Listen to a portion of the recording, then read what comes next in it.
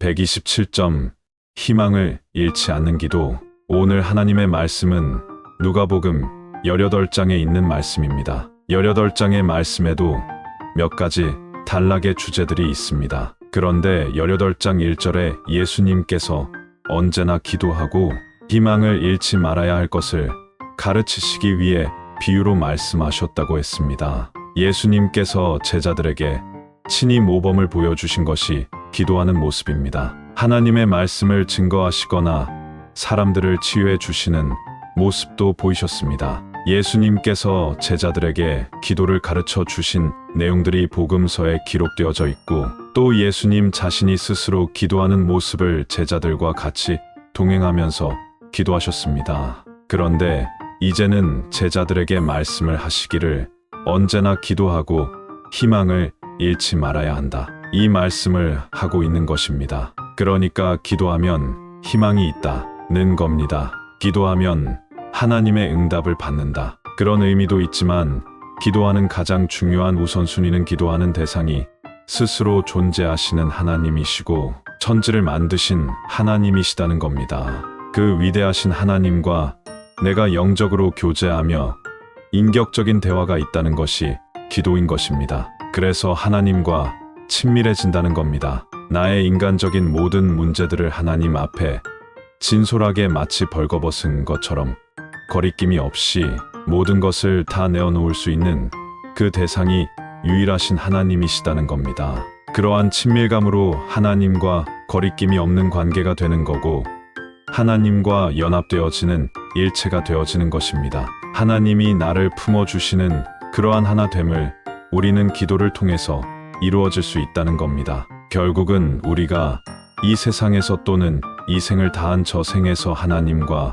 영원히 영적으로 하나 되어 지는 그러한 신비로운 영적인 세계까지 연장될 수 있는 것입니다. 절대 희망이신 하나님, 이러한 기도의 시발점과 하나님과의 연합되는 것은 궁극적으로 하나님에 대한 절대 희망인 것입니다. 하나님, 그 한 분으로서 만족하고 자족하고 평안을 주시고 기쁨이 되시는 그 하나님 외에 그 어떤 것도 필요치 않다는 것입니다. 이러한 절대 희망이 하나님께 있기 때문에 그것을 잃지 말아야 한다는 것을 비유로 말씀하신 겁니다. 좀 추상적인 내용인 것 같은데 예수님께서 비유를 통해서 우리의 눈높이에 맞게 현실적으로 체감할 수 있도록 몇 가지를 말씀하셨습니다. 불의한 재판, 귀찮게 때를 쓰니 판결하다. 첫 번째는 소위 말하는 불의한 재판관이라고 하죠. 이 재판관이 뒷돈을 챙겨서 재판을 했는지 그것은 알 수 없습니다. 그런데 분위기상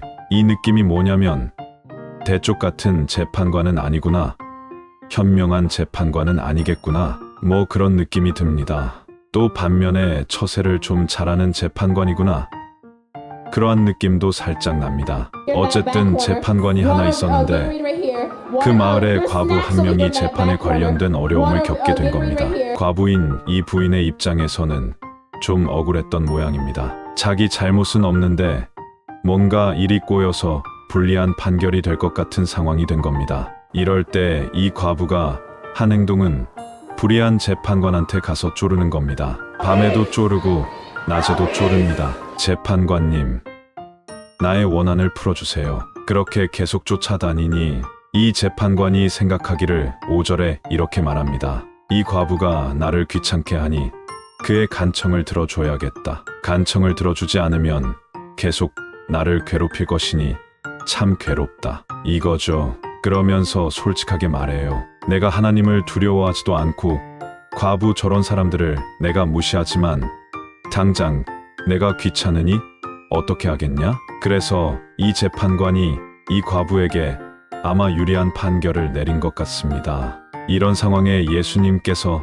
뭐라고 말씀하셨냐면 8절에 이렇게 말씀하십니다. 하나님께서 속히 그의 백성들에게 정의를 베푸실 것이다. 그러나 인자가 올 때 이 세상에서 이 믿음을 발견할 수 있겠느냐?